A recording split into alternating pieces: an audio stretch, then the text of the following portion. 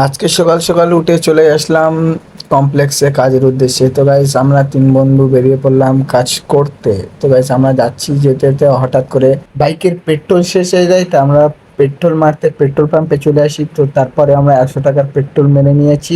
তারপরে আমরা সামনের দিকে যাচ্ছি, তারপরে দেখি আমার বন্ধুরা চিপস খাচ্ছে, এমন করে খাচ্ছে যেন বাপের জন্মেও খাইনি।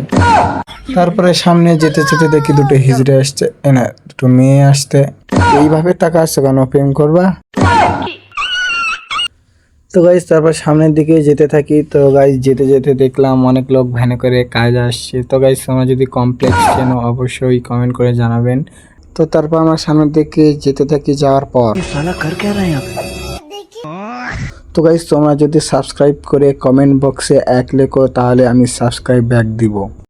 তো গাইস আজকে ছিল আমাদের এই মিনি ব্লগ। তো গাইস তোমরা যদি মিনি ব্লগ দেখতে চাও অবশ্যই সাবস্ক্রাইব করে রাখবেন এবং কমেন্ট করবেন। দেখা হচ্ছে নেক্সট ভিডিওতে।